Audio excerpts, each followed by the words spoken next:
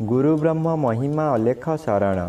नमस्कार दर्शक वृंद, आपण मानंकु आजिर राशिफल कार्यक्रम मु एस कुमार स्वागत जनाऊँगी।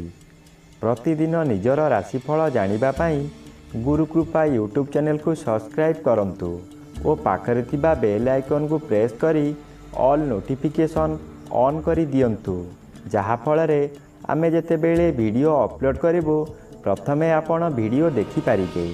आमर यही वीडियो रे आपण संपूर्ण पंचांग सहित मेष ठारू मीन पर्यंत 12 गोटी राशिर राशिफल विषय रे जानि पारिबे।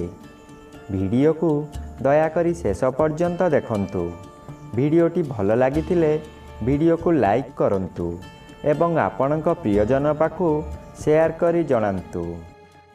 एबे आसंतु जानिबा आज दिनर संपूर्ण पंचांग विषय। आज 2026 मसीहा फेब्रुआरी मास 8 तारिख रविवार, दिल्ली स्वराब्द सन 1433 साल, स्वाधीन भारताब्द 79 वर्ष, महिमाद 199 वर्ष।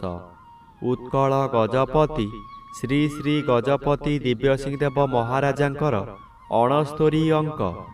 सौरस्व माघ मास 26 दिन, चांद्रमते फाल्गुन कृष्ण पक्ष सप्तमी तिथि अहोरात्र। आजिर सूर्योदय विरजा क्षेत्र को 6 घंटा 21 मिनिट, मकर लग्न 3 दंड 45 लिता गते उदय। आजिर सूर्यास्त विरजा क्षेत्र को 5 घंटा 37 मिनिट, कर्कट लग्न 4 दंड 46 लिता गते अस्त। आज तुला चंद्र 60 दंड, स्वाति नक्षत्र अहोरात्र। आज जन्मित शिशुर तुला राशि वैश्यवर्ण देवगण। आज मृत व्यक्तिर 2 पाद पुष्कर दोष, निषिद्ध खाद्य। आज ताल आमिष बिरी मसूर अदा निम्ब और दग्धद्रव्य भोजन निषेध अटे। आजिर अमृत योग दिवा 7 घंटा 8 मिनिट गते 10 घंटा 21 मिनिट मध्य एवं रात्रि 7 घंटा 13 मिनिट गते 8 घंटा 49 मिनिट मध्य। आजिर महेंद्र योग प्रातरु दिवा 7 घंटा 9 मिनिट मध्य एवं संध्या 6 घंटा 25 मिनिट गते रात्रि 7 घंटा 12 मिनिट मध्य एवं रात्रि 12 घंटा 1 मिनिट गते 2 घंटा 38 मिनिट मध्य। आजिर काल बेला एवं 12 बेला दिवा 12 घंटा 2 मिनिट गते अपराह्न 3 घंटा 11 मिनिट मध्य। आजिर काल रात्रि रात्रि 11 घंटा 37 मिनिट गते 1 घंटा 11 मिनिट मध्य। आजिर राहु काल अपराह्न 4 घंटा 30 मिनिट ठारू संध्या 6 घंटा मध्य। आजिर घात चंद्र नाही। मिथुन राशिर घात नक्षत्र, घात तिथि नाही।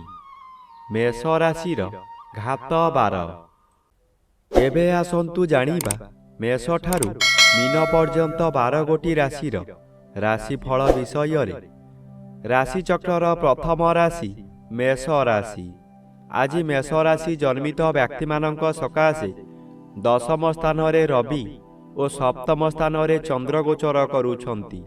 आज आपणकर प्रत्येक दिगरु शुभ फल मान मिलिब। एही समय रे चाकरी न पाउथिबा व्यक्ति चाकरी पाई पारंती। चाकरी करुथिबा व्यक्ति मानकर पदोन्नति होई पारे। व्यवसाय करुथिबा व्यक्ति अधिक व्यवसाय को वृद्धि करि पारंती।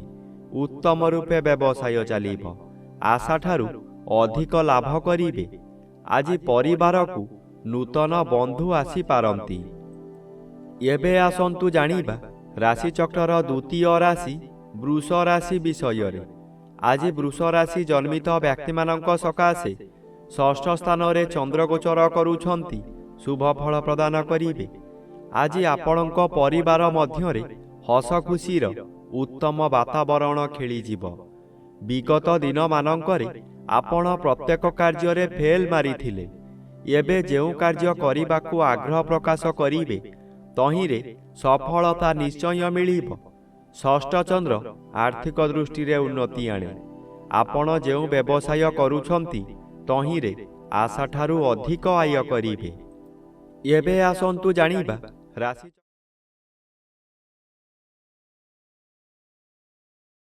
ବ୍ୟକ୍ତିମାନଙ୍କ ସକାଶେ ପଞ୍ଚମ ସ୍ଥାନରେ ଚନ୍ଦ୍ରଗୋଚର କରୁଛନ୍ତି ଅଶୁଭ ଫଳ ପ୍ରଦାନ କରିବେ। ଘାତ ନକ୍ଷତ୍ର ଅଶୁଭକୁ ବୃଦ୍ଧି କରାଇବ। କୌଣସି ଗୋଟାଏ କାମ କରିବାର ସମୟ ନିର୍ଦ୍ଧାରିତ ହୋଇସାରିଥିବ, କିନ୍ତୁ ଆପଣଙ୍କ ଶରୀର ଅସୁସ୍ଥ ହେବା କାରଣରୁ ଆପଣ କଥା ଦେଇ କଥା ରଖିପାରିବେ ନାହିଁ। ମନରେ ଦୁଶ୍ଚିନ୍ତା ବଢ଼ିଯିବାରୁ ରୋଗ ମାଡ଼ି ବସିବ। ବହୁ କଷ୍ଟ ଭୋଗିବେ। ଏହି ସମୟରେ କେଉଁଠାରୁ ବଡ଼ ଦୁଃଖ ଖବର ପାଇ ବୋଝ ଉପରେ ଲଳିତା ବିଡ଼ା ସଦୃଶ୍ୟ ହେବ। ଏବେ ଆସନ୍ତୁ ଜାଣିବା ରାଶିଚକ୍ରର ଚତୁର୍ଥ ରାଶି କର୍କଟ ରାଶି ବିଷୟରେ। ଆଜି କର୍କଟ ରାଶି ଜନ୍ମିତ ବ୍ୟକ୍ତିମାନଙ୍କ ସକାଶେ ଚତୁର୍ଥ ସ୍ଥାନରେ ଚନ୍ଦ୍ରଗୋଚର କରୁଛନ୍ତି। କୃଷ୍ଣପକ୍ଷ ହେତୁ ବେଶୀ ବିଚଳିତ ଲାଗିବ ନାହିଁ। ଧୈର୍ଯ୍ୟର ସହିତ ଆଗକୁ ଆଗକୁ ମାଡ଼ିଯିବେ। ଅର୍ଥ ଆସିବାର ବାଟ ଫିଟିଯିବ, କିନ୍ତୁ ତତ୍କ୍ଷଣାତ୍ ମିଳିବ ନାହିଁ। ଚାକିରି କରୁଥିବା ବ୍ୟକ୍ତିମାନେ ଶୁଭ ଖବର ପାଇ ଆନନ୍ଦିତ ହେବେ। ଚତୁର୍ଥ ସ୍ଥାନ ବିଦ୍ୟାସ୍ଥାନ ଓ ମାତୃସ୍ଥାନ ହୋଇଥିବାରୁ ମାତୃ ସହିତ କିଛି କଥା କଟାକଟି ହୋଇପାରେ। ବିଦ୍ୟାର୍ଥୀମାନେ ବିଦ୍ୟାରେ ଉନ୍ନତି କରିବେ। ଏବେ ଆସନ୍ତୁ ଜାଣିବା ରାଶିଚକ୍ରର ପଞ୍ଚମ ରାଶି ସିଂହ ରାଶି ବିଷୟରେ। ଆଜି ସିଂହ ରାଶି ଜନ୍ମିତ ବ୍ୟକ୍ତିମାନଙ୍କ ସକାଶେ ତୃତୀୟ ସ୍ଥାନରେ ଚନ୍ଦ୍ର ଓ ଷଷ୍ଠ ସ୍ଥାନରେ ରବି ଗୋଚର କରୁଥିବାରୁ ଅତି ଶୁଭ ଫଳ ପ୍ରଦାନ କରିବେ। ଆପଣଙ୍କର ଏହି ସମୟରେ ବହୁ ଚେଷ୍ଟା କରି ବାରମ୍ବାର ବିଫଳ ହେଉଥିବା କାର୍ଯ୍ୟ ହଠାତ୍ ଆପଣଙ୍କର ସପକ୍ଷରେ ଯିବ। ବହୁ ଅର୍ଥର ମାଲିକ ଆପଣ ହୋଇପାରନ୍ତି। ପୂର୍ବରୁ ଖରାପ ଥିବା ସ୍ୱାସ୍ଥ୍ୟ ଏବେ ମନର ବଳ ବୃଦ୍ଧି ପାଇଥିବାରୁ ସ୍ୱାସ୍ଥ୍ୟ ଉତ୍ତମ ରହିବ। ବନ୍ଧୁବାନ୍ଧବ ଆପଣଙ୍କର ପ୍ରଶଂସା ଗାନ କରିବେ। ଉପରିସ୍ଥ ଅଫିସର ଆପଣଙ୍କ କାର୍ଯ୍ୟ ଦେଖି ପୁରସ୍କୃତ କରିପାରନ୍ତି। ଏବେ ଆସନ୍ତୁ ଜାଣିବା ରାଶିଚକ୍ରର ଷଷ୍ଠ ରାଶି କନ୍ୟା ରାଶି ବିଷୟରେ। ଆଜି କନ୍ୟା ରାଶି ଜନ୍ମିତ ବ୍ୟକ୍ତିମାନଙ୍କ ସକାଶେ ଦ୍ୱିତୀୟ ସ୍ଥାନରେ ଚନ୍ଦ୍ରଗୋଚର କରୁଛନ୍ତି ଅଶୁଭ ଫଳ ପ୍ରଦାନ କରିବେ। ଆଜି ଆପଣ ବହୁ ସମାଲୋଚନାର ଶିକାର ହୋଇପାରନ୍ତି। ଆପଣ ଯେଉଁ କାର୍ଯ୍ୟ କରିବେ ତହିଁରେ ପ୍ରତ୍ୟେକ ବ୍ୟକ୍ତି ପ୍ରବଳ ବିରୋଧ କରିବେ। ଏହି ସମୟରେ ଆପଣଙ୍କର ନାସା କର୍ଣ୍ଣ ଚକ୍ଷୁ ଆଦିରେ ଆଘାତ ଲାଗିପାରେ। ସାମାନ୍ୟ କଥାରେ ଆପଣ ଉତ୍ତେଜିତ ହୋଇଯିବେ ଓ ନିଜ ଜିଦ୍ ରଖିବାକୁ ଯାଇ ବହୁତ ଅର୍ଥହାନି କରିବେ। ଏବେ ଆସନ୍ତୁ ଜାଣିବା ରାଶିଚକ୍ରର ସପ୍ତମ ରାଶି ତୁଳା ରାଶି ବିଷୟରେ। ଆଜି ତୁଳା ରାଶି ଜନ୍ମିତ ବ୍ୟକ୍ତିମାନଙ୍କ ସକାଶେ ଶ୍ରୀଚନ୍ଦ୍ର ଗୋଚର କରୁଛନ୍ତି। କିଛି ଶୁଭ ଫଳ ମିଳିବ। ଏହି ସମୟରେ ଗୃହରେ କିଛି ମାଙ୍ଗଳିକ କାର୍ଯ୍ୟ ହୋଇପାରେ। ଖୁବ୍ ଧୁମ୍ଧାମ୍ରେ ଆନନ୍ଦ ଉତ୍ସବ ପାଳିବେ। ନିଜ ପାଖରେ ଅର୍ଥ ଥାଉ କି ନ ଥାଉ ସ୍ୱାଦିଷ୍ଟ ଭୋଜନ କରିବା ସହିତ ପରିବାର ଲୋକଙ୍କୁ ଖୁଆଇ ଆନନ୍ଦ ଅନୁଭବ କରିବେ। ଆଜି ଦିନରେ କଦାପି ନୂତନ ଗୃହ ଆରମ୍ଭ କରନ୍ତୁ ନାହିଁ। ଗୃହ ଆରମ୍ଭ କଲେ ତାହା ଅଧାରୁ ବନ୍ଦ ହୋଇପାରେ କିମ୍ବା କୌଣସି ଅଘଟଣ ଘଟିପାରେ। ଏବେ ଆସନ୍ତୁ ଜାଣିବା ରାଶିଚକ୍ରର ଅଷ୍ଟମ ରାଶି ବିଛା ରାଶି ବିଷୟରେ। ଆଜି ବିଛା ରାଶି ଜନ୍ମିତ ବ୍ୟକ୍ତିମାନଙ୍କ ସକାଶେ ଦ୍ୱାଦଶ ସ୍ଥାନରେ ଚନ୍ଦ୍ରଗୋଚର କରୁଛନ୍ତି। କୃଷ୍ଣପକ୍ଷ ହେତୁ କିଛି ଶୁଭ ଫଳ ମିଳିବ। ଆଜି କୌଣସି ଦୂର ସ୍ଥାନକୁ ଯାତ୍ରା କରିବାର ଥିଲେ ନିର୍ଭୟରେ ଯାତ୍ରା କରନ୍ତୁ। ଫଳପ୍ରଦ ନିଶ୍ଚୟ ହେବ। ଆଜି ସମୟରେ ପ୍ରାୟତଃ ପଦଯାତ୍ରା ଆପଣଙ୍କ ପକ୍ଷେ ଶୁଭଙ୍କର ହେବ। ଆୟ ପରିମାଣରେ କିଛି ଉନ୍ନତି ଆସିବ।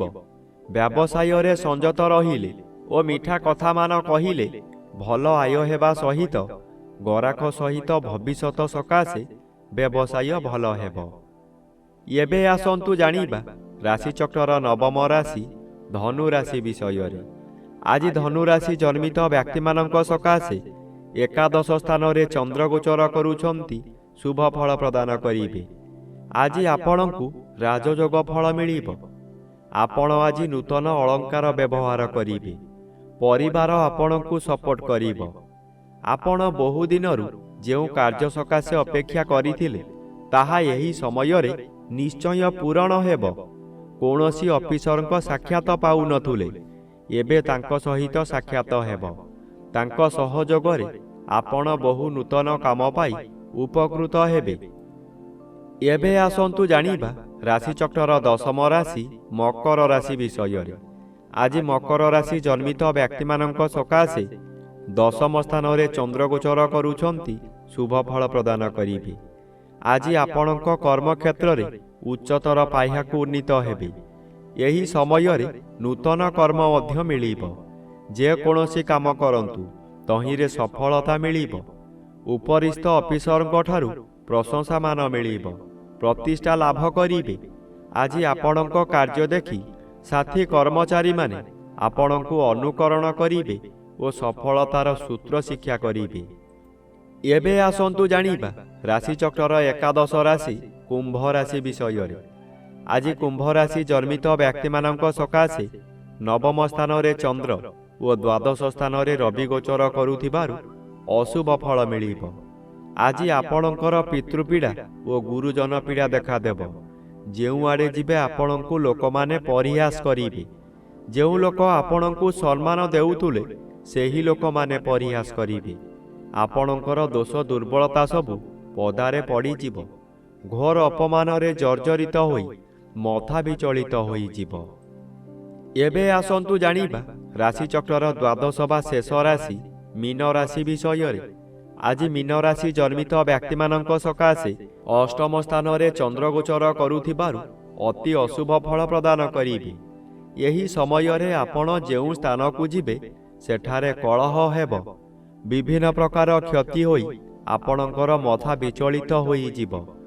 ରାସ୍ତାରେ ଯିବା ସମୟରେ ଆପଣ ଅନ୍ୟମନସ୍କ ହୋଇପାରନ୍ତି। ସାବଧାନ ନ ରହିଲେ ଯାନବାହନ ଦୁର୍ଘଟଣାକୁ ଏଡ଼ାଇ ଦେଇ ହେବ ନାହିଁ। ଆଜି ଏହି ସମୟରେ ଆପଣଙ୍କୁ ଗରମ ଜ୍ୱର ମଧ୍ୟ ହୋଇପାରେ।